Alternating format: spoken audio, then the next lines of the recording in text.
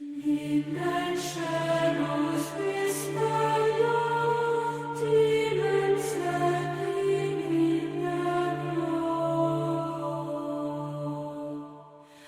Ancient voices call our names through the fire and the flames. Demons are real, feel the fear, them whispers dancing your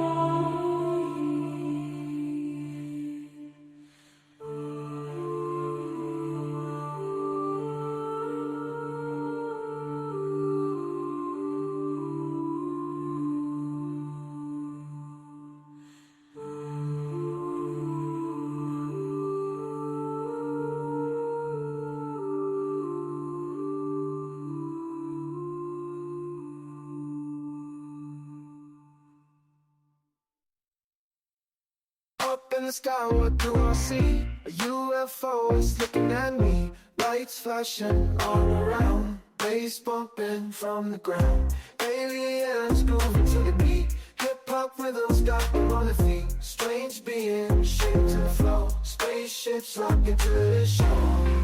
I see a UFO flying high in the night, moving to the sound, everything's alright. Dancing the stars and neon light, hop to the beat till the morning light.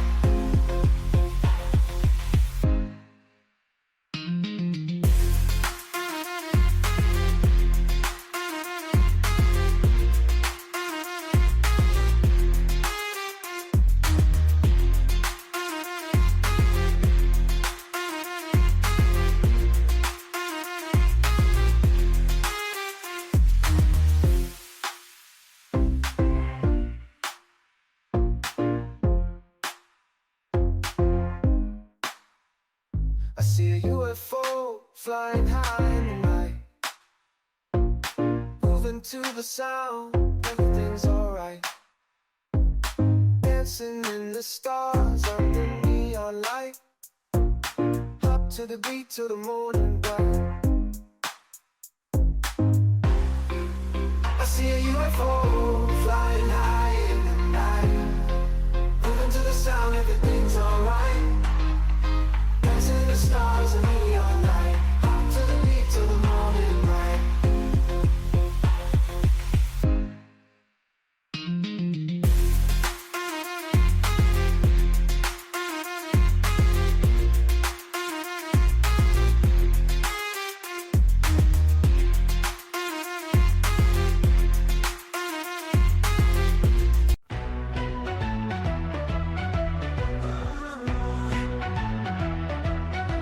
I'm the god, I rise and shine.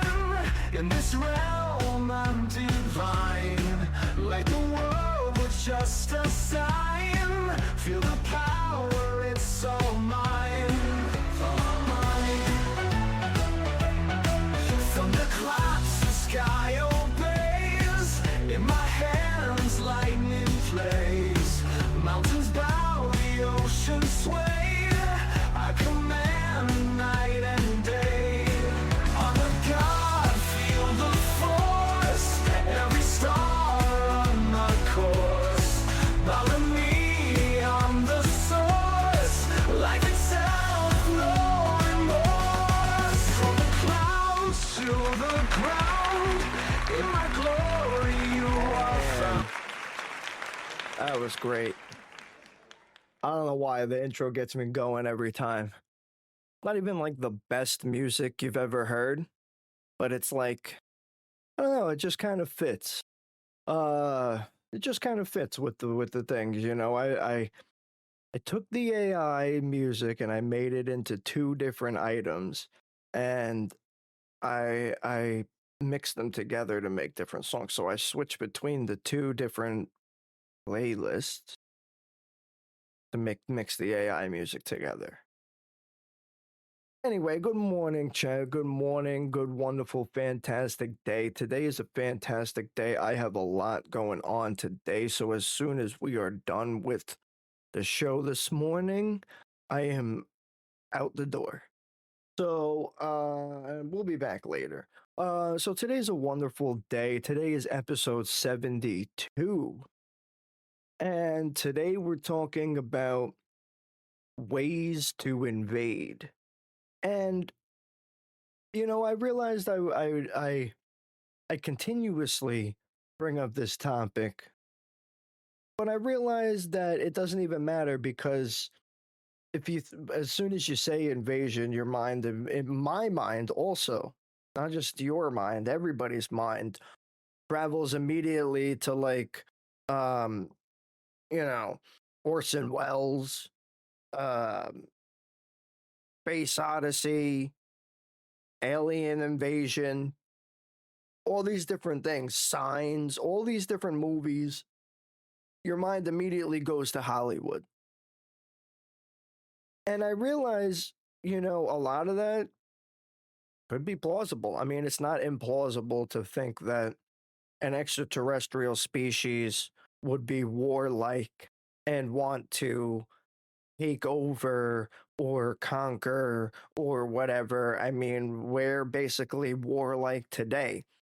And in fact, that was the me saying that and realizing that was the reason why I decided that this was an important topic to do as a full topic instead of just like brief touching points. Because what would it look like if we became a warlike space faring society? Like I'm talking like literally think of like, Alien and Alien vs. Predator, those movies and stuff. Think of those alien warriors. They're literally war gods. And extraterrestrials who are obsessed with war and battle and conquest and honor and all of that, we're not too far off. It's not that out of the blue to say that we would do something similar.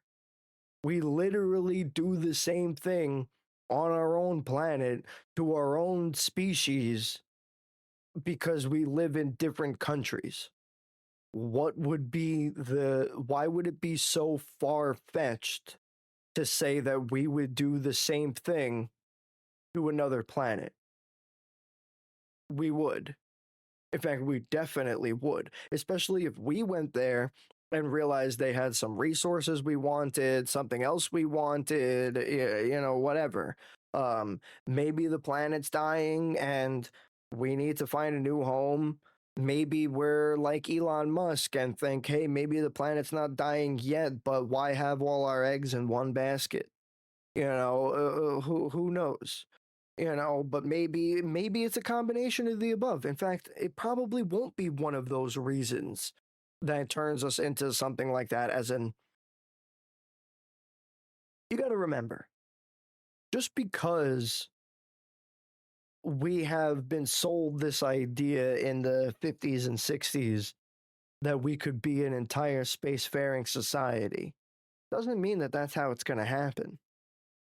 Just because we have all these movies that show some sort of incremental threat to the planet, to the world, to the universe, whatever, and that's why we become ingratiated in the universe and be some sort of spacefaring society, doesn't mean that that's how it's going to happen.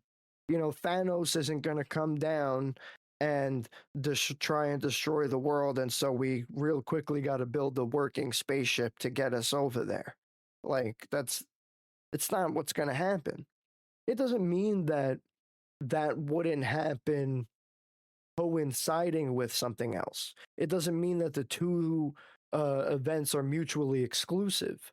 It just means that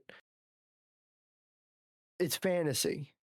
You have to realize that all these different things could take place at the same time.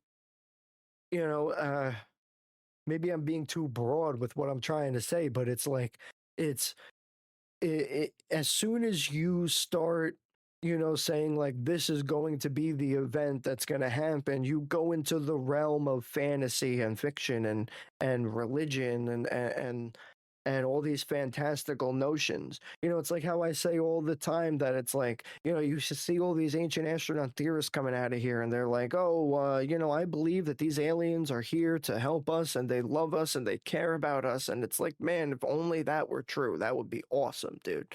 Like, but don't mistake them helping one individual person or doing some sort of thing as being here to help us. For example, even if, let's say, somehow miraculously, let's say the Bible was right and Jesus was here to save us and did all this stuff, right? But with the twist that God was not God, but was an extraterrestrial force. Well, you might look at that and say, well, they're here to save us. That's why they did the whole Jesus thing and the whole story in the Bible and all the miracles and the preaching of peace and all of that. So obviously they'd be here, benevolent. They'd be trying to help us and love us and do all these things and want us to love each other. You could draw that conclusion. But not if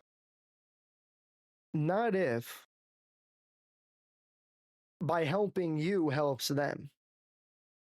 I might shake your hand, but by shaking your hand, I'm giving myself a hug. It's like,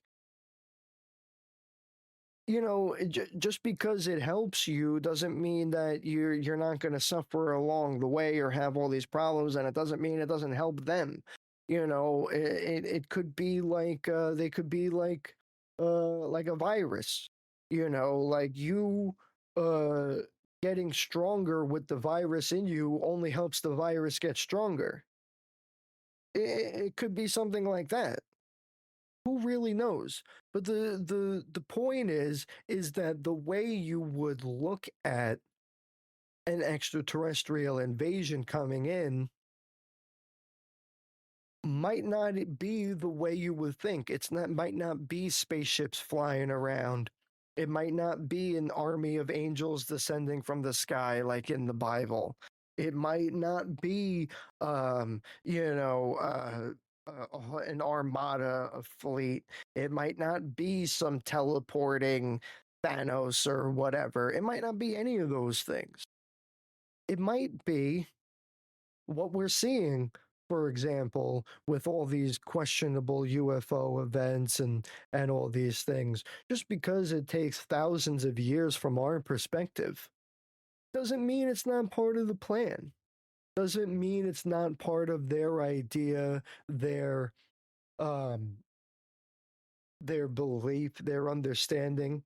Remember, if thousands of years for us is only like a short period of time for them because of whatever reason, genetic wise, perspective wise, whatever the reason may be, let's just say that it is. There are thousands of years worth of visitations and viewings and extraterrestrial, whatever, angelic visitations, deities coming down from the sky, whatever the case may be, according to the story or the culture. These cases, it may be like, for example, when you have a story of a god coming down and then another story of a god coming down 2,000 years later, it may be the same god. It may be that it was only like a week or two for their perspective. Like that they were gone and they left and went somewhere else for like a week or two and then came back and was like, hey, but yet thousands of years have passed for us. It could be part of their plan that doing these things would be, basically the perspective of our version of the events of time is what's irrelevant.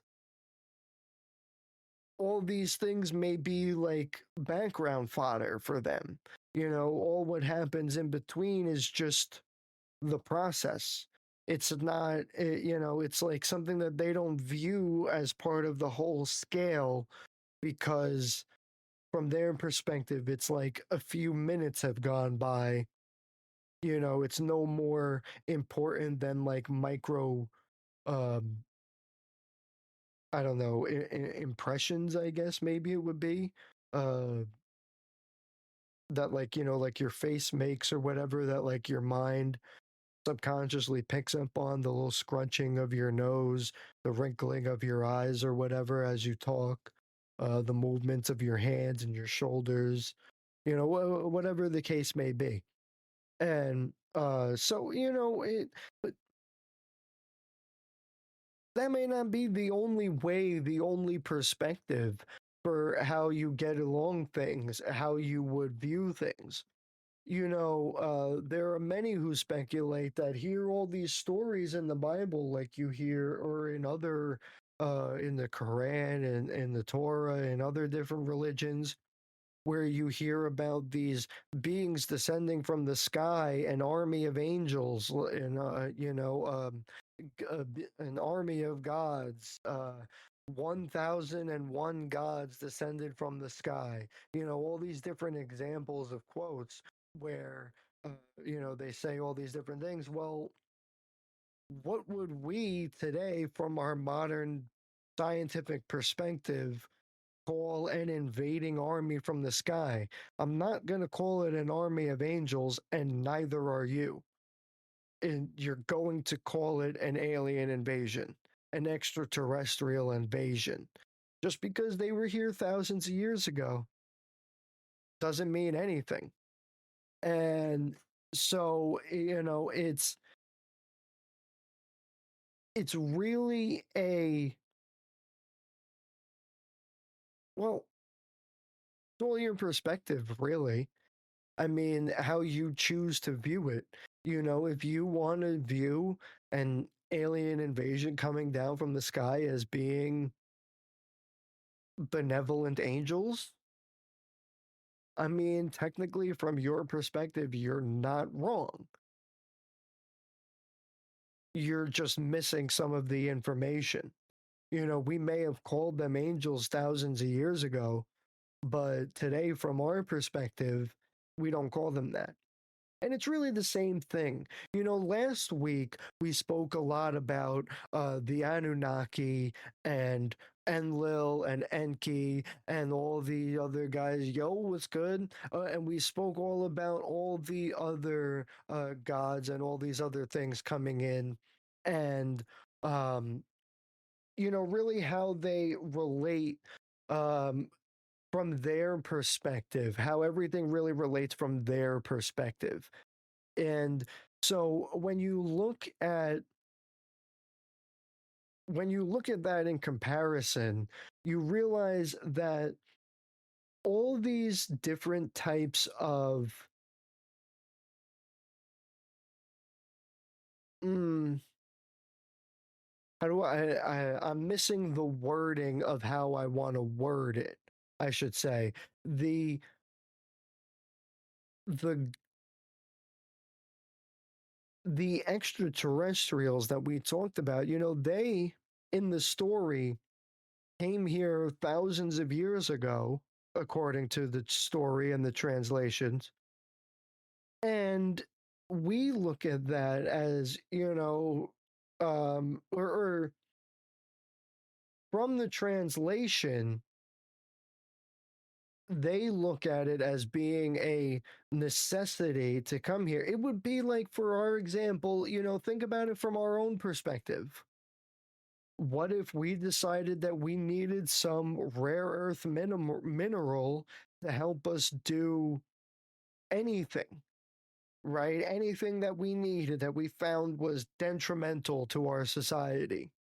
What would we do? We would go off and say it was only located, in other planets and near Earth asteroids and whatever, or near that planet asteroid, right? And then you go out to those asteroids for another few decades, maybe thousands of years, and or some time frame in between, and you go there and you deplete those resources and you continue on because you still need this mineral for your society, and you continue on and you get to another planet.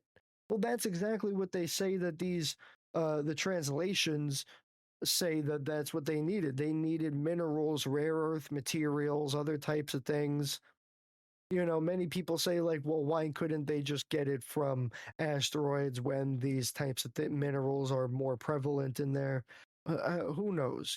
That's just all speculation. It could be that they did both for all we know.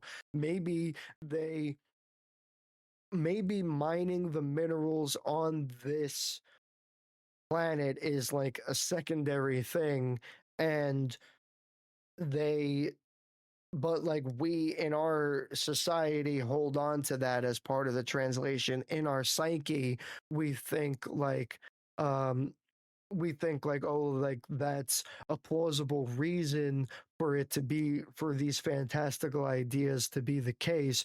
So we hold on to that in our psyche and in our mind as being the main reason why they would want to do these things, when it's equally as plausible for it to only be a side reason why they were doing these things. It may be that they were able to create a sufficient um, supply chain of these minerals from mining asteroids or whatever they did, and from whatever solution they came up with. And so they didn't need to do that here. They only, they said, well, why not? Maybe they were advanced enough and they decided that colonialization was their next thing.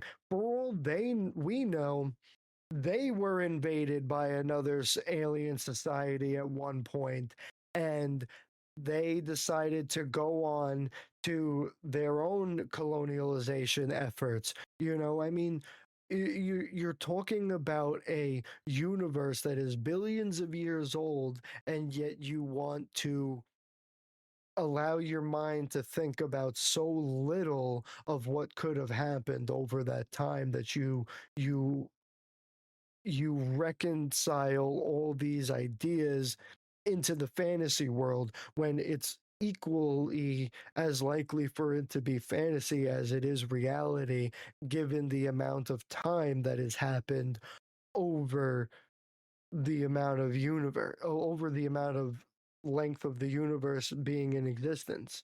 And then who knows if there was anything before that, other universes maybe. Who knows? That's like beyond just thinking about our own scope. So, but we also spoke about I mentioned how there was a new program going on that I haven't done much research into, which I will eventually, but I got the gist of the idea that they were looking at sending, some sort of microchips on these little tiny parachutes and using like laser lights to send them out, and these little chips contained like DNA or something that they would use to um, infect, to seed, literally seed planets that were, had the ability to have life on it, similar to Earth or whatever, but for some reason life never flourished on that planet. Well, and so I think that's a fantastic idea. I agree with not having all our eggs in one basket. I think, why should we just be on only one planet? I don't like the idea of just sending off, parts of our DNA to the world and then having them do the same wonderings that we're doing now about the universe. And were there others? And did we have some ancient origins, and are we from a previous society, and was there a lost civilization, and all these questions? Like, I'd rather not have all those questions. Like, that would be great. I mean, it just seems like a waste of time to repeat all that history and think like, are we doing that? For all we know, another, like I said, billions of years have gone by in the universe. For all we know, a alien society billions of years ago, or maybe only thousands of years ago, looked back and said, why don't we do that exact scenario? Why don't we do the same thing? Maybe they didn't send out a microchip. Maybe they didn't send out an alien invasion, an armada, or whatever. Maybe they didn't do any of that. Maybe they figured out some way to, put a bunch of life on a planet and then, send out comets or whatever. Who knows what they figured out? But maybe they had the same idea, the same sort of concept of, why should we be a one planet species? We could be thousands of years old species. And I speculated, and others have speculated, but I speculated last week and the week before that, probably even other times, that this could be a way for them to invade. You hear, for example, in religious texts, multiple different religious texts, we get a story about how we are of them and of the gods, or of God, and we are made in their image, or God's image, right? We hear all these stories both in Christianity and in many other religions. It's not a Judeo-Christian um idea, speculation. It's not a singular um idea to Judeo-Christian text. It's a far-reaching idea in many ancient societies. So, if you were to say that you were of them, well, what if, and all these other stories of the gods coming down and breathing life into the clay of the earth and made people, or whatever.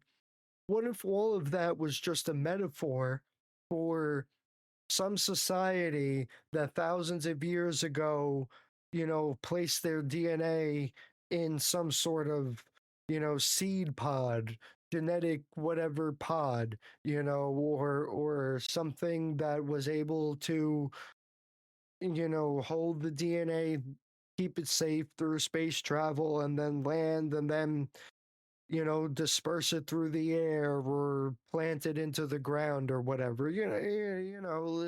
Those are all just speculative ideas, but some way they use to get the DNA to become part of the earth, and then eventually came here and eventually turned into, the different life forms that eventually seeded into the planet and grew onto the planet.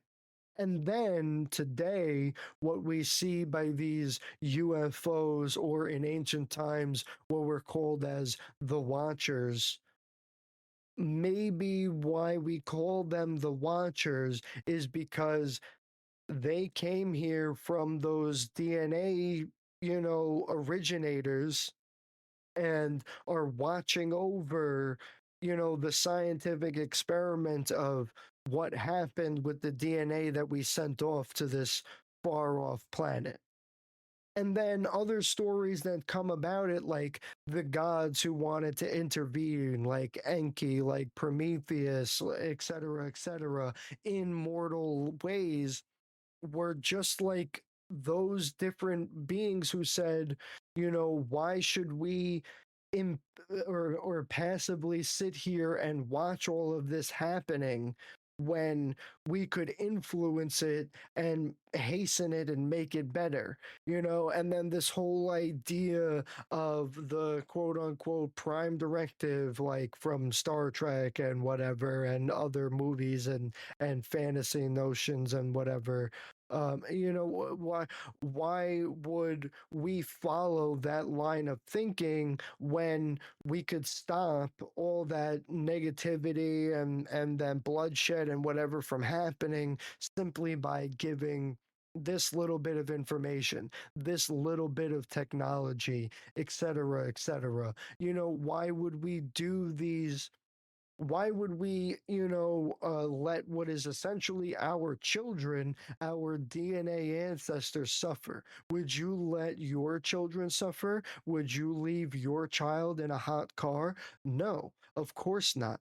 So why would you let, your children suffer, in this terrible climate of this planet or whatever? I mean, the argument is there. If we could do for example, think of Prometheus or Lucifer. You take the fire from Zeus's lightning bolt, or you take a torch from the gods, or you take fire from God and give it to man, or whatever. Well, think about it in this way, right? If you were an extraterrestrial race who viewed this species as your descendants, your genetic offspring.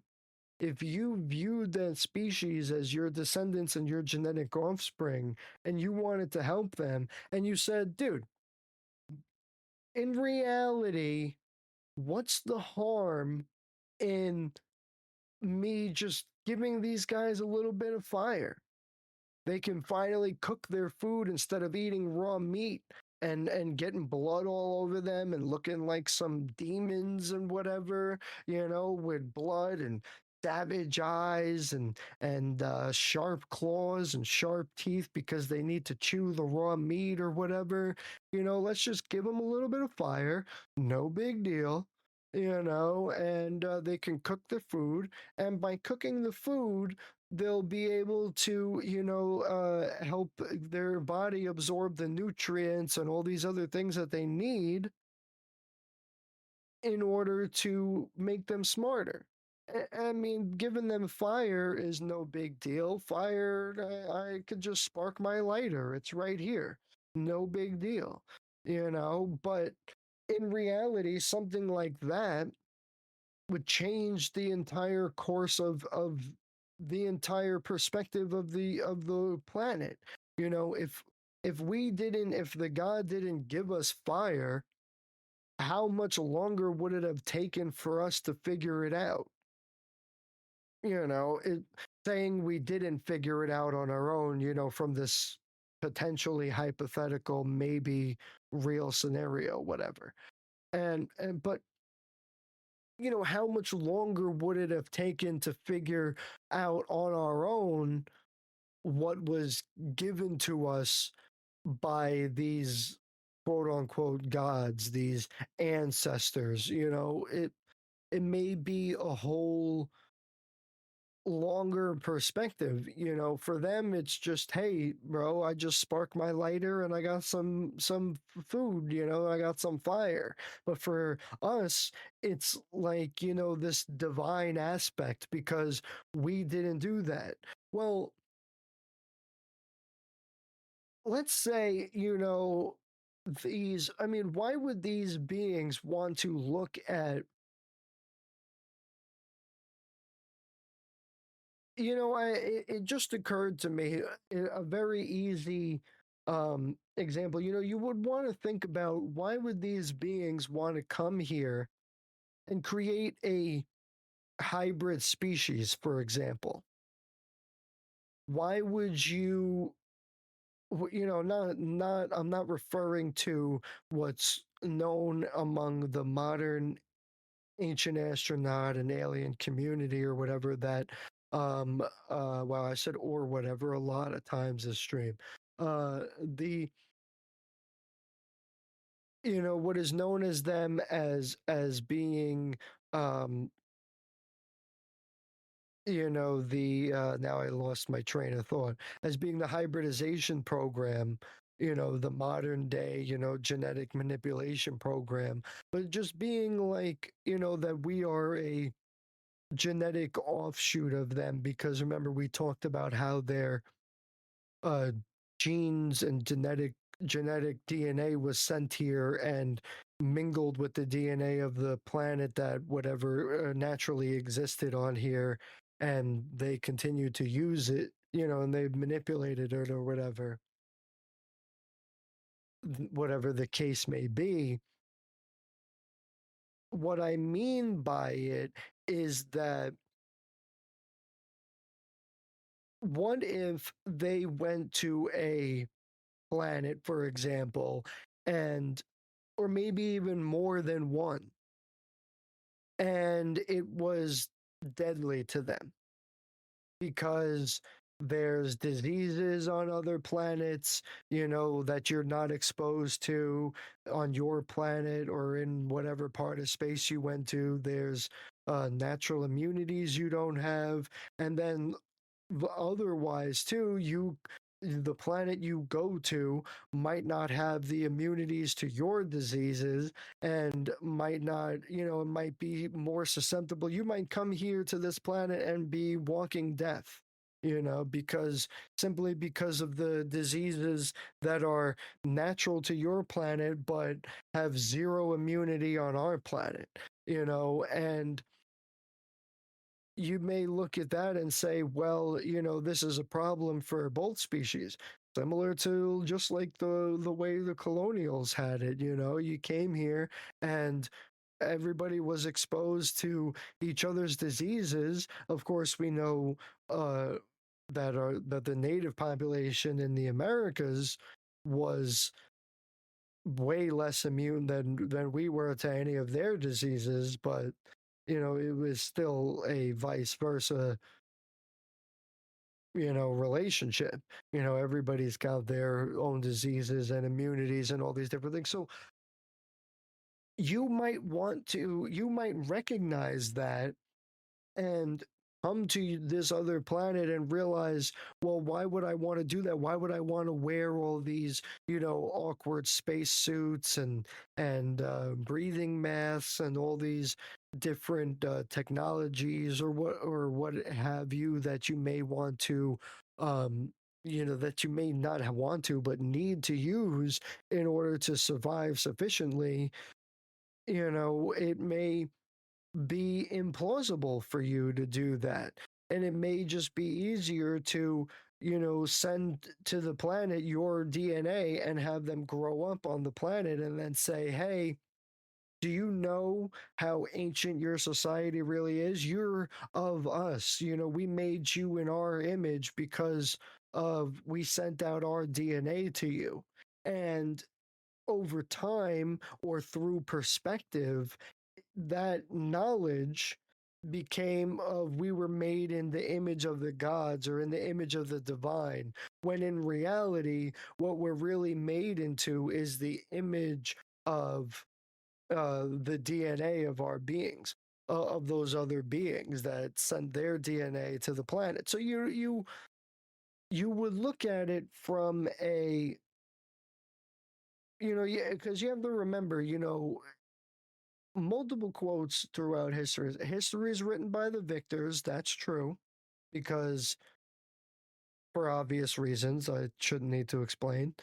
And so history is written by the victors, and your perspective changes over time. And things about the war. How you I'm not making quotes now. I said there was a few quotes, but I only had one quote that I quoted. The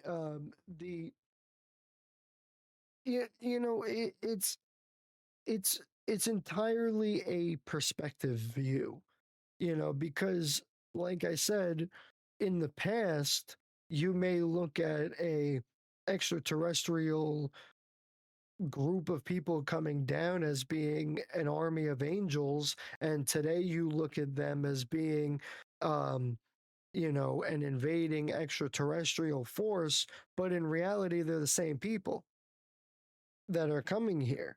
You just because you view them the same way, like Isaac Newton didn't invent gravity. Gravity was always there, but he just realized that there was some scientific process to it, some way to measure it, to observe it, not just, but it was always there. I mean, you can't, the planets always rotated around the sun. But yet for hundreds of years we believed that the sun rotated around the earth. It wasn't true, but we all thought it was the truth. Just like how we all think that all the angels and aliens that came here in the past were really just sent here by God to help us. Just like today, we think how you know these aliens who use their DNA to invade our species and our planet, to colonize our planet.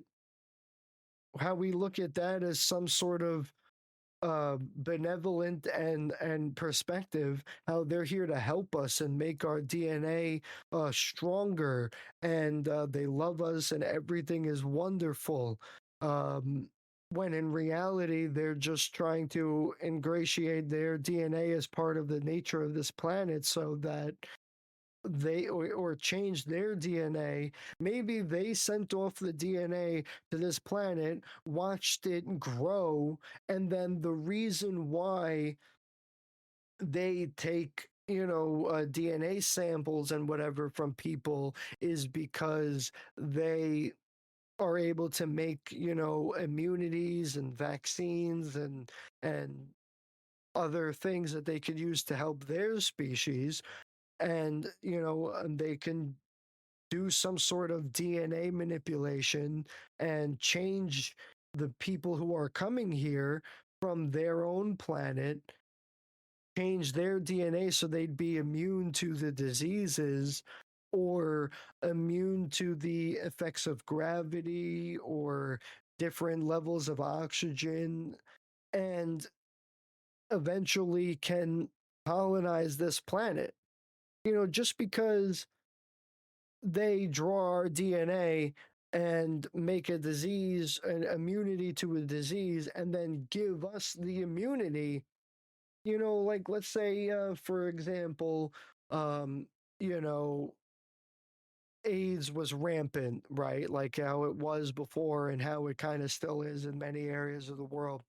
Let's say they went in and decided to eradicate it completely from the entire existence of the planet, right? And they did it by subtle genetic manipulations of the people. And we would look at that as being, hey, that's great. You cured the entire billions of people on this planet of ever being exposed to this horrible disease ever again for the rest of the history of this planet existing in the universe. Awesome. You are a saint. You have helped us. You have helped all of us. That's great, right? That would be great for us, for our perspective. But from their perspective, they could say, well, by curing these people of these disease, we could use that information to cure our own society of both diseases on our planet, other planets that we're in the process of colonizing, and the future people from our world who come to this planet.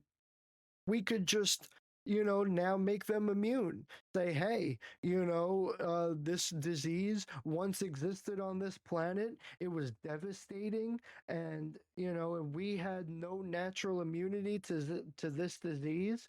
And but don't worry about it. All you need is this shot, this vaccine, and you can, you know whatever it is, you can go to this planet safely and live safely on this world and be colonizing, be a colonial person. You want to start over on a new planet, on this new colony world that we have. Hey, no problem. Absolutely be my guest.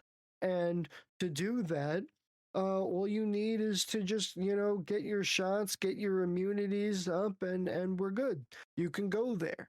And maybe they would do that. They would do some sort of experiment like that we would view from our perspective as being, an unbelievable, benevolent, helpful, wonderful thing, when in reality, just because it helps us is a side effect, and they're doing it for an entire self-serving reason.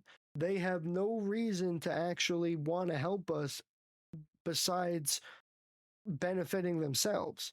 Just because it benefits us too is two birds with one stone scenario. It has nothing to do with the ultimate goal from a certain perspective. So you would look at it and you would say, well, they could. So from our example just a second ago, you could say that these beings are coming here and they're benevolent and they want to help us, but in reality, they want to, either destroy us or be able to manipulate us, or whatever the case may be is beneficial from their perspective. For example, we have all those stories of not only like Prometheus giving us fire, but other gods also, and him also giving us weapons and warfare. So you may, for example, why would these gods like Ares and other gods of war want to keep us in a perpetual state of fighting with our society, within our own species? Because you hear these stories in the ancient past, like stories of Ares and other gods of war would come in and would do some sort of event that would put into motion a war with the mortals. Why would they want to do that? Well, they may be a spacefaring warrior society who goes from planet to planet and colonizes them through means of military force. They may be, in their form of government, a military dictatorship. That might be what they want to do, and that might be part of their lifestyle. And because of that, they look at us and say, well, these people have a potential for a to be a warrior like society, and they might not view us as being their ancestors, and might want to rebel against us, rebel against our rule and authority, and or maybe they just would be some sort of threat to us. So maybe instead of wiping them out, though, we still need them for whatever reason, or we just have some sort of morals that we don't want to. Hopefully, they have some sort of morals. Let's say that.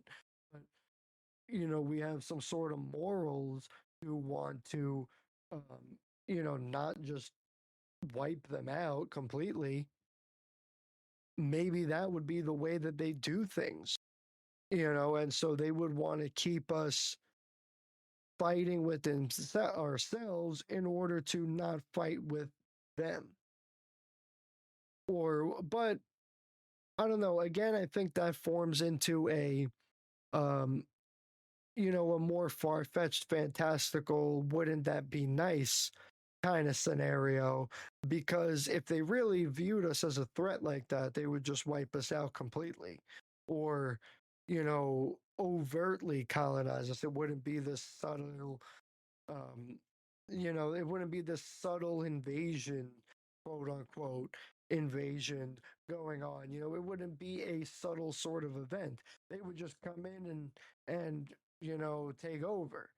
Because I mean, I don't know about you, but I wouldn't, even if it took thousands of years, I wouldn't want my potential enemies to get stronger and more potentially powerful than me, or maybe not more powerful than me, but enough to do some damage and kill a bunch of people, like that'd be crazy. Why would you want that? You wouldn't. So it would be it's one of those fantastical scenarios where, wouldn't it be nice that they wouldn't want to do that? When in reality, of course they would want to do that. They would want to be a spacefaring warring society. They would want to do all these different things and perspectives because that's the way that they view the world. That's the way that they view, um, you know, it's they would look out for themselves. It would be number one. They wouldn't want to, come down here and say, oh, let's have these beings, just one day grow to power, grow to be more powerful than us. That's ridiculous. Why would you want to do that? You would literally look at a um you forget it. It's just ridiculous. So there's, so I wanted to keep on continuing with the conversation in different perspectives. That's why today's episode is titled Ways to Invade. It's because there isn't one way to do everything. You don't have to invade with an army of angels and a army of the gods. You could invade simply by, using your DNA. We have our own thoughts of doing this now. What else would you do to invade?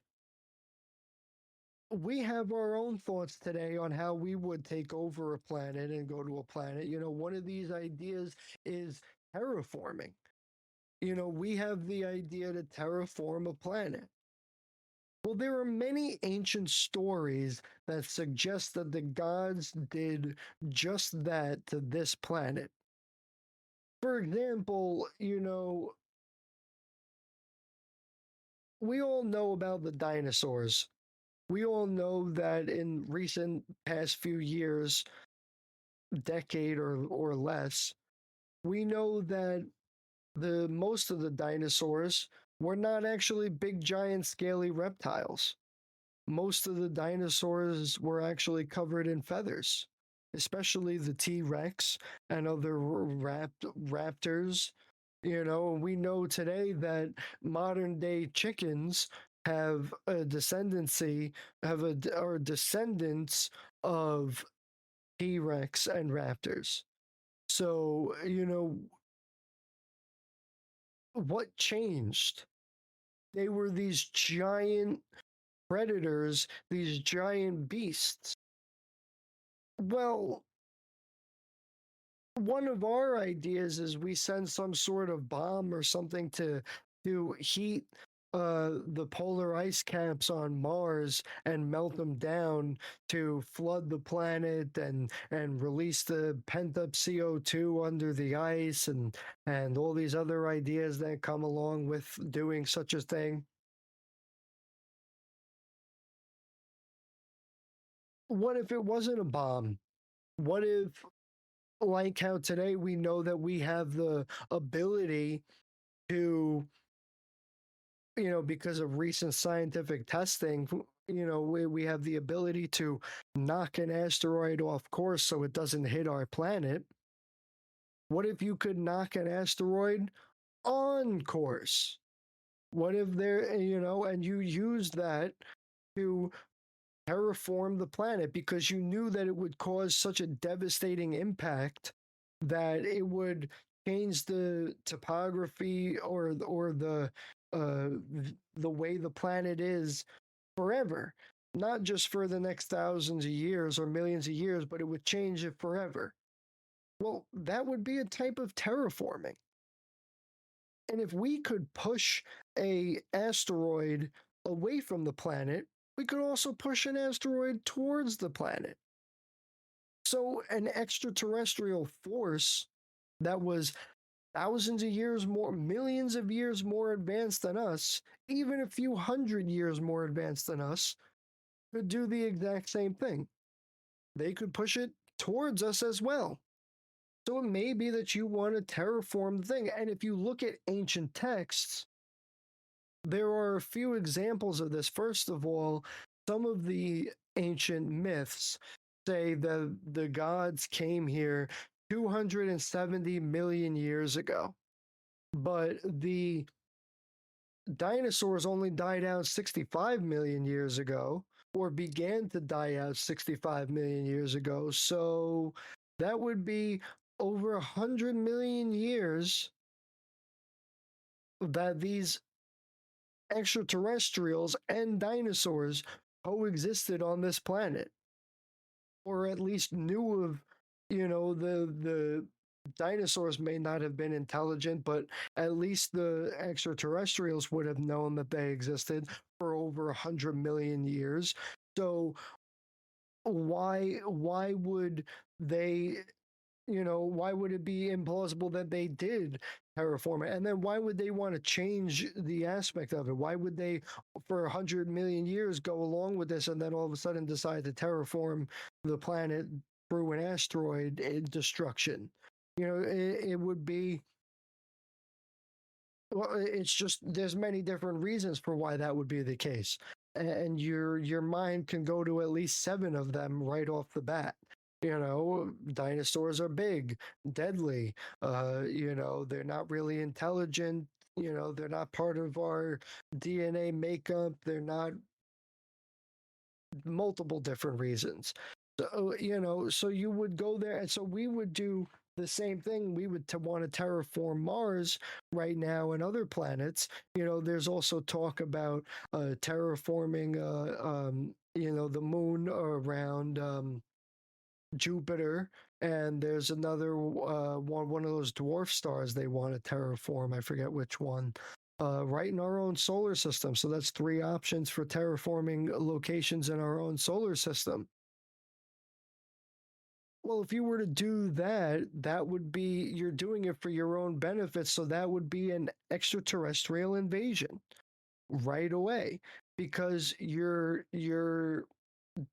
doing it for whatever reason, and you're changing the planet. You might want to do it because you would only do it for your benefit. Even if we were your genetic offspring and you were doing it for our benefit as well, you still need to be able to come here. And wouldn't it be nice to come here without having to worry about some 50-foot tall giant bird, trying to peck at your face and chomp your face off, and eat you for a midnight snack? I mean, why would you want to subject yourself to that? And you may want to come to a planet and you realize that, hey, this planet has the potential for life, but for whatever reason, life never sprouted on this planet. The same thing that I started talking about in the beginning of the episode, where you literally, we have this modern day example of the same thing, where you would go out and send out little tiny bits of your DNA to a planet that was, able to harbor life, but for some reason wasn't harboring life on its own, or at least not yet, but had the capability to do so. You would just send out a little DNA and let it ingratiate itself into the planet. And then as you continued on, you realized this was not, the way it needed to go. So you needed to do some changes, and that change included terraforming the planet. But there's other ways too.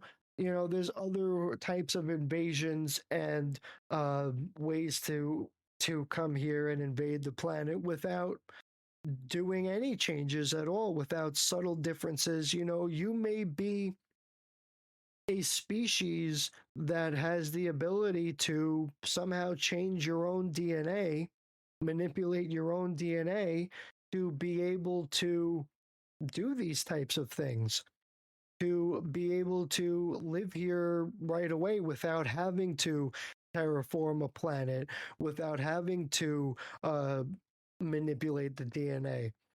I watched this whole thing, and besides, there were recent experiments going on. I think it was 2021 it came out, um, or 2022, that octopi and octopus could potentially be actual extraterrestrial beings, which we're going to talk about in the future, different types of extraterrestrials that could exist out there. Not just the ones that we hear about in the stories and the mythologies, but different, types of beings that could be created in the universe. And in this case, we have the extraterrestrials being a fully fledged being that has the ability to change its DNA. A squid can, an octopus can live outside of water, and yet it's an entirely aquatic being. It could manipulate its DNA and its physical body shape to fit to be a giant size and then fit all the way through a tiny little crack because it can morph its body and its DNA. I mean, it could camouflage, it could change its skin pigment, it could act a long way. I even speculated that these squids, these octopus who could physically change their DNA like that, may actually have been the sirens of the past. Maybe they were the ones thousands of years ago who were those beings who lived in the middle of rocks or islands or something, and they had bodies like squid, they were quoted as saying, or fish like bodies, which, for ancient people, a squid was a fish. So maybe we think of it in our fantasy depictions as being like a mermaid with a giant fish like lower half but a man like upper half, when in reality the fish like aspect to it was really just a bunch of tentacles. So those, you could have had a squid who was able to, it saw these human beings and witnessed them, and a few of them did, and saw that we could potentially be dinner, we could potentially be prey. And they looked at us and said, well, how can we lure them into our trap? Just like octopus do today, they camouflage, and then they get all still, and then they lure, the fish comes by, it looks appealing, they get lured into its trap, and then it snatches out and grabs it. Well, what if the octopus couldn't manipulate its, wasn't able to figure out how to manipulate human voice, but it was able to make similar pitches and other things like some birds are able to do today and animals are able to do today, where we think that, you see those videos on the internet where it's like your cat saying I love you or something, or your dog saying hello or whatever. Well, it's not really saying hello, it just heard you say that a lot of times and is trying to sound like what you're saying because it's matching the pitch of what you were doing and the up and down aspect of your voice as you say those words. It's trying to match the sound that you're making. And but we are so used to hearing that sound, and it sounds so similar to it, we hear it as saying hello or I love you or things like that. When in reality, they're not saying that, they're just making a bunch of high pitched noises and sounds and grunts. And so you look at that and you say, oh, well, that they're talking, but they're not really talking. You may have these sirens and these beings who existed back then and say or were said to have existed back then, and the sound that they made, the siren song, right, that you would hear them talk about, the siren song may have just been a pitch, a sound, a lulling sound. It may not have been like, like a hypnotizing sound, but it was intriguing. Maybe it sounded like a person calling for help, or maybe it sounded like something, and you would get there and you would see this living being sitting there and stuck on the rock. Maybe, and then you would think that they were trapped, and you would go and try and rescue them, and then it would pull you in, and it would all of a sudden take its true nature and try and suck you in and eat you with razor sharp teeth. Well, have you ever seen the mouth of a squid, or the beak of an octopus or a squid? I mean, that thing is creepy looking, bro. I mean, well, what if you had some tentacles and it manipulated its physical body, and it wasn't able to make that, but it was able to make these pitch like noises that made you think somebody was calling for help, and you went to go save them, and then all of a sudden its fish like parts wrapped around you and pulled you in, and now you were dinner. Well, that sounds exactly like what the sounds of the siren song were. And then you hear later on all these sounds of the siren song as being lulling you into this trance like state, and you wanted to love them and whatever. Well, maybe it wasn't so lulling, but it was compelling. Maybe you heard the sound, and it was just something that was intrinsic to you. You didn't want to, like for example, we were a when you hear a baby crying, you immediately think something's wrong, when in reality, it could just be that baby sounds that way. It could just be from an extraterrestrial perspective. It could just be that the normal sounds that that creature makes is crying, and you don't know that it's wrong, because from your perspective it's just a normal sound, no different than a bird screeching, or some lion roaring or whatever. So it could be all of those different things put together. And so the squid doesn't know that that it's making some carnal instinct in you, because you're afraid that somebody's drowning or lost at sea, or one of your crew went overboard. But it draws some fear in you, because you hear the sound and naturally think, oh my god, somebody's in trouble, let me go help them. I have the ability to help them because you're a good person with morals or whatever, and you might as well go help them. And especially in our modern days of Christianity, where what does the good Christian do? It doesn't turn their cheek on their neighbor, and they go and they help them. And so excuse me. So the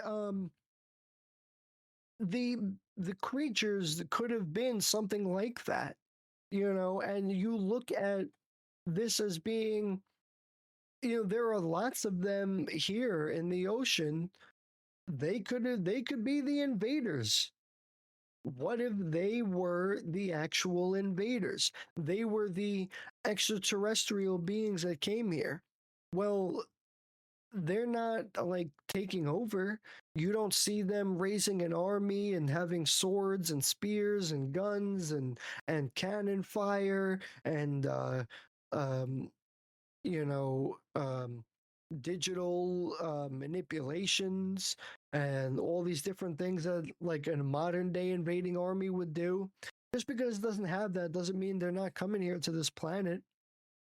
For many scientists are thinking that the octopus is an extraterrestrial who came here thousands of years ago from some sort of asteroid or comet impact, because and maybe they didn't specifically come here, but their DNA did.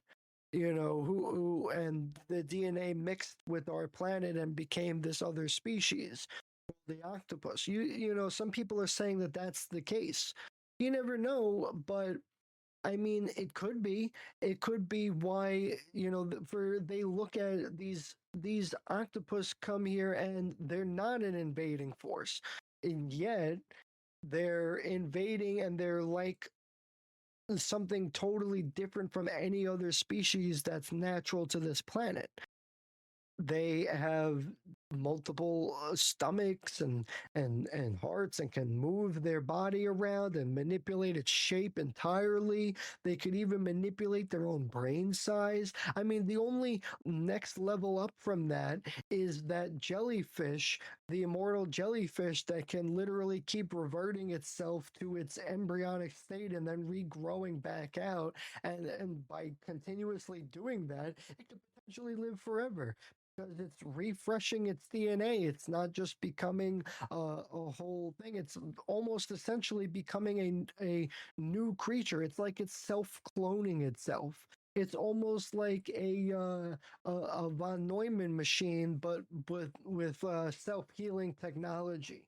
And you look at all these different creatures coming in. They could all be von Neumann probes, just because you see, for example, maybe these extraterrestrials did what I said in the beginning.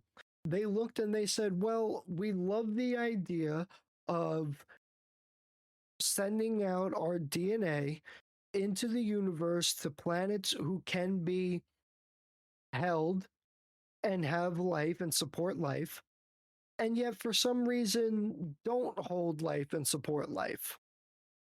But we agree with me, the god of war, and we agree, and we don't want to just let them go and wonder about our ancestors and let the life go and not, have a purpose and different things.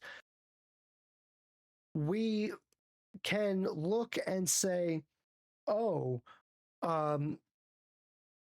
these I don't like the way I was wording that. We could look at these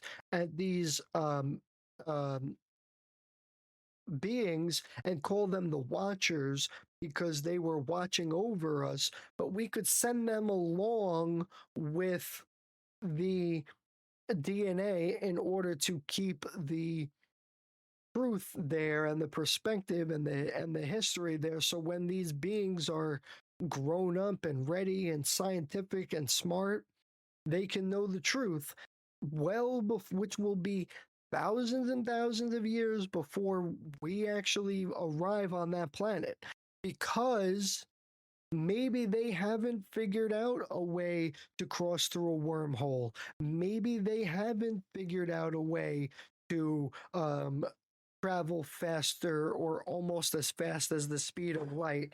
And in fact, you know what? I should take a sip of this water. I keep knocking it down. It's the universe telling me that I'm thirsty. Mm. It's just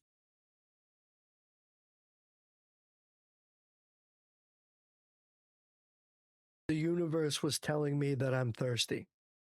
Um, so, you could look at these as being, they wanted to come here and ensure that their DNA was not only being kept up to date, but they also wanted to ensure that they could survive on this planet and their DNA could survive on this planet, and that the information and knowledge that was there and that we needed was available to us through these Watcher beings.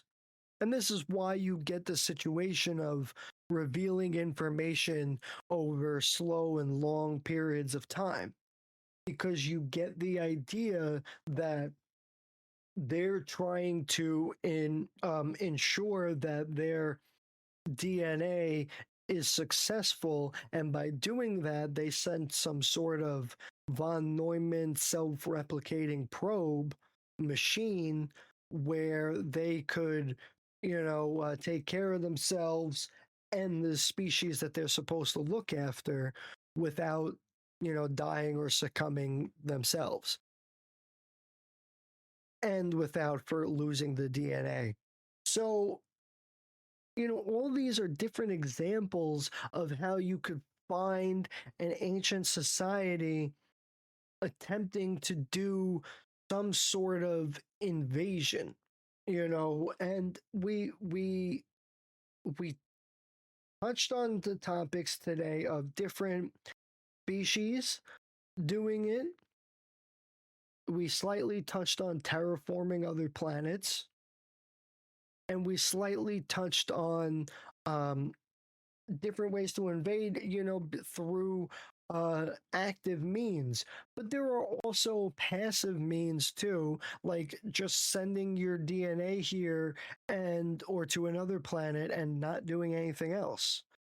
Just letting it go, and eventually your DNA will become the prominent DNA in the universe, and that's how you take over. Maybe you don't lead a authoritative, um you know maybe you don't leave an authoritative,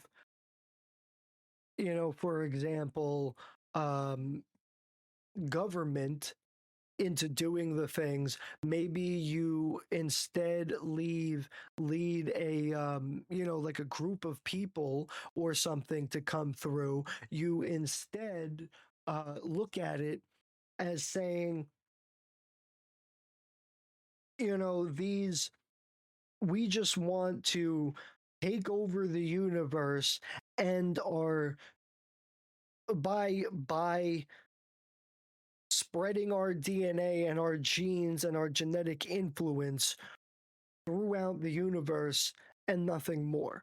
We want to be the number one species in the universe, and by doing so, we're going to just send out our DNA. And many actually ancient astronaut theorists have thought of this as being a prominent example of what was going to happen, of what happens. And this is why you see these, you see the two arms, two legs, two eyes, a nose, and a mouth creature existing in multiple places of the universe and in multiple beings. For example, in examples, I should say, because you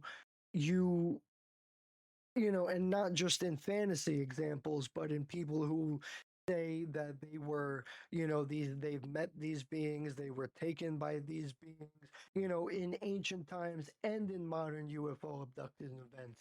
Think of Ezekiel, think of Buddha, think of other cultures going around and meeting just any one of these godlike beings or these gods, and them saying that they looked like human beings. In fact, one of the best examples I look at in ancient alien theory for why this is actually one of the more plausible ideas spoken about makes a lot of sense actually, because if you look at it from the perspective of um the ads are over on Twitch, thank the gods. Yes, thank the gods. But if you look at it, um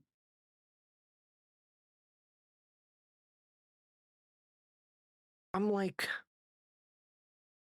I'm like hitting on the point, but in my mind I'm not. If you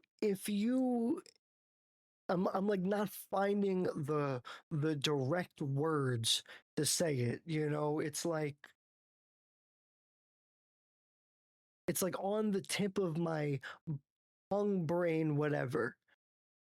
If you these oh I know exactly how I'm going to say it. You know, you look at the stories of, remember in the Bible, you hear the story of Lot, and meets the angels in the city, and he's walking through the city and he sees these angels entering the city. These angels don't have wings. They don't have anything. They have two arms, two legs, two eyes, a nose, and a mouth, just like you and me. And yet, upon seeing them, the Bible describes that he looks upon them and immediately runs over to them and bows down and says, "My lords, welcome. How may I help you? How may I serve you? Come to my home. Let me have dinner for you. Let me be hospitable to you. Let me welcome you into my life so that you may look upon me with favor, upon blessing." But how do you know that this guy is not like any other human? How do you know that he's a extraterrestrial? And not a, or an angel, and not a regular guy like you and me, a mortal being, a human, a hominid native to this planet? How do you know that it's something else? How did you know to go run over to him if he looks just like you and me? There's got to be something different, either, something slightly different. And the answer is, yeah, there is something slightly different because they look just like us, but something is a little off. You maybe their eyes are a different color. Maybe like, for example, if you go even further back than the story of Lot and you read the story of Noah. Noah is born and it is said that his skin and his eyes are glowing. Well, maybe his eyes actually were glowing. Maybe he had some sort of the more of a prominent gene from these creatures and allowed the um and that shone forward in him, and the gene that showed was that, maybe he wasn't literally glowing, but his skin was very light and pale, and it reflected light off of it or something, and it looked like he was glowing. Maybe his eyes were glowing because he his DNA was exposed to some sort of different light. Also, you got to remember too, some of my favorite historical quotes in Greek mythology is that Zeus actually called, we are not the first humans on this planet. And Zeus, before the flood, there were other hominids that existed. We know that today because we're there. We have literal DNA and archaeological evidence of these different hominids who existed on the planet. So in these stories, there were other hominids who existed on the planet. I mean, it's like, it's these fantasy stories hold some sort of truth, and this is our goal, is to get down to the truth of what these fantasies are and these perspectives of the story are. What is the actual truth? Well, if you look down at it and you realize, before the flood, we were different people. Zeus's favorite name for human beings, us hominids, was the black-headed people because we had extremely dark skin, and we had very dark hair and blue eyes. In fact, the native people, the first humans, were black-haired, had like grayish tan skin, and blue eyes. So why do we have something different today? Partly because the planet has changed. We know this. We know that there was multiple different events that happened. We know that now through, especially through our studies of panspermia, we know that DNA is coming into this planet all the time, regardless of whether somebody is doing it on purpose or not. There's just you could when you look into the air, you look and you go, oh, I don't see anything. There's just clear space, in between me and the wall over there, right? But there's not really clear space there. There's just a bunch of microorganisms in the air and really small particles and all these things floating through the air, but they're so small that they're not readily available to our naked eyes. Well, it could be something similar, so these the DNA coming in doesn't have to be that somebody has to do it. We could just be talking about microparticles that are not just prevalent in our world, but just float throughout the entire universe. You ever look at the ocean, for example, and it looks crystal clear blue, and then the sunlight hits it on a nice enough angle, and you could see all those little tiny microparticles and beings or whatever that exist in the water, and it's only revealed to you through the light. I mean, I'm pretty sure I've also seen that on like planet Earth or something. Like like the you so I bet you could look that up or find it on something, but that's what the whole universe is probably like. There's little tiny particles going on all the time, and we're only just figuring it out now. And people, other science, other I almost said other scientists from other planets. Oh my god. I guess maybe they would be scientists from other planets. Other beings from other planets could think of the same idea and one day figure it out and then say, hey, the universe is spreading this DNA around.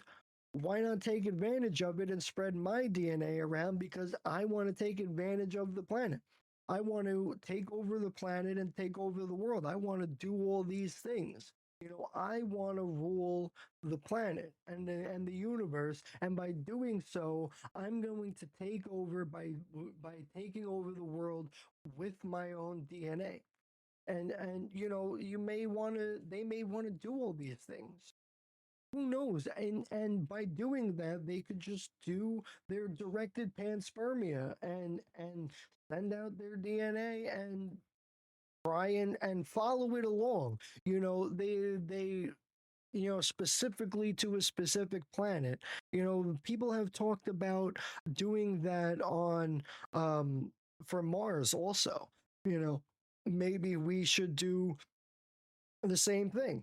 Well, what if, there are stories that Mars, had the potential for even having life first? Well, what if it was the same thing? What if the reason we have some sort of ancient culture perspective, and some of our ancient cultures believe we have our origins in the stars, quote unquote, for example, that may be just a wonderful, beautiful metaphor for saying that,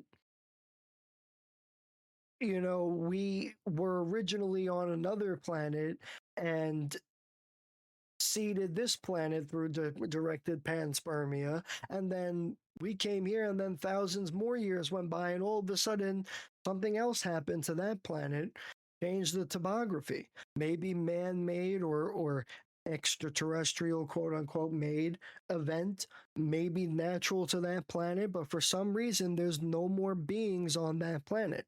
But it doesn't mean that there never was. So it could be that that's possibly the case.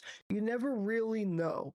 And what's so interesting is all these ideas, like I said in the beginning of the episode today, all of these ideas might actually be plausible.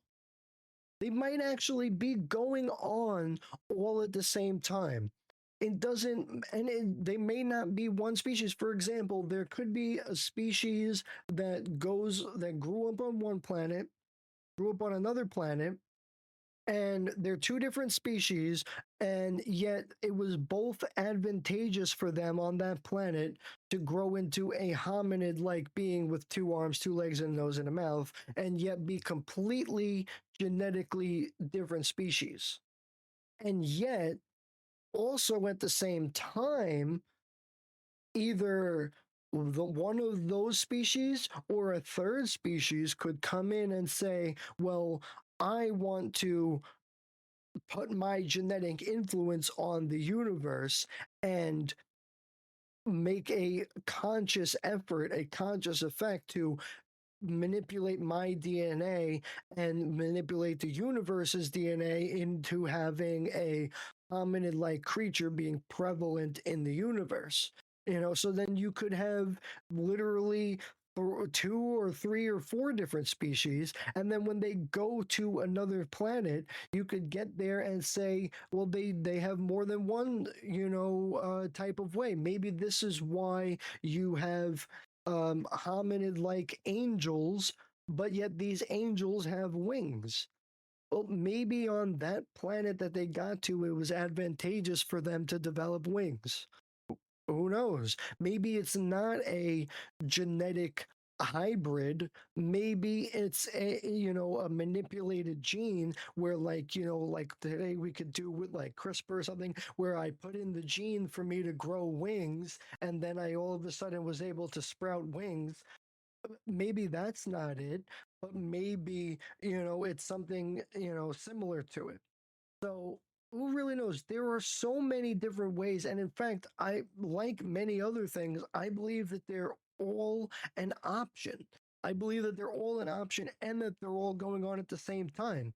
The universe is billions of years old. Just because there's an extraterrestrial species here in our own solar system doesn't mean that there isn't an extraterrestrial species also in near Sirius. I was thinking, I was about to say Osiris, like the Egyptian god who was from Sirius, but whatever. Just like how it could be that there are creatures in the Pleiades. It could be that there are all these different things happening at the same time, and it doesn't mean that each event is mutually exclusive or one event is more true than the other event. It simply means that the universe is a much more diverse place than we seem to want to give it credit for. And I think it comes in from not only in the stories of the Bible where it's said that we're made in God's image, and or in other religions where we're made in the God's image, but we're all God's plural. But it may just be that we also think that we're this amazing society because here on this planet we're the only language speaking intelligent person that exists. Well, in reality we may not be. Just because you don't understand or can't speak, just because your dog or cat or dolphin can't speak English back to you in the same way that I'm speaking English to you, doesn't mean that they don't understand you in some sort of other way. And if you have your dog in your house and all you do is speak full on sentences to it for 12 years straight, right? Your dog is going to understand something. Okay, may not be full sentences, may not be, a whole, every single word of what you're saying, but it's going to understand something, especially because we humans are creatures of habit, and it's going to literally pick up on our habitually stated phrases and know what they are. This is why you can train a dog with command words or command sounds and phrases, because they remember repetition, they remember repeated items and things like that. just so by being able to say words to your animal, they'll understand it. It may not be like full on English understanding like we do today and learn in school and all of that, but they're going to understand something simply by being exposed to it over an extremely long period of time. So, the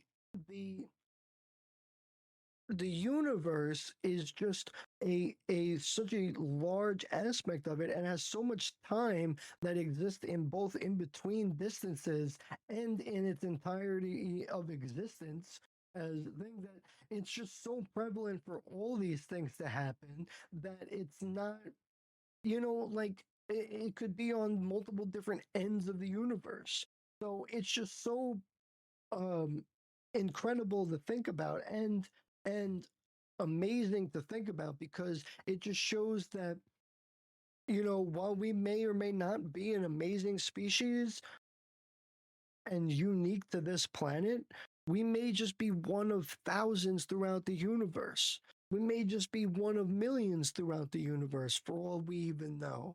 And the universe could be a mix of all these wonderfully different events and things happening that make the universe this beautiful collage of a kaleidoscope of events and energy and all and mix of everything. And me, I think that that's so much better than rather than just having one thing happened and this is why everything else happened. I'd rather know that there were multiple events and multiple species and multiple different ways for the universe to express itself. And there are multiple texts and cultures that do say that this is exactly what it is. And we'll eventually get into that. Unfortunately, this is where we got to end for today. I love it, but I love everybody. Appreciate y'all coming through. Remember, tomorrow we're starting the new show on Sundays at 2:30 Eastern time. So join in for that. We're going to be chilling, chatting, and gaming and whatever. We do, we just mess around. So, we're going to be doing that 2:30 Eastern time tomorrow. I decided to make it an official show because we just had so much fun doing it the past few times. And then the past literally two times. And so where I decided I was like, well, this will be fun and I have a lot more time available on my hands now. So I figured we could just do it and have fun. All right. Remember, if you missed any part of the episode, follow on all podcasting platforms, and so you could catch up to whatever you missed. And I hope you have a wonderful rest of your day and week, and we'll talk soon. Much love, y'all. Peace. Christmas.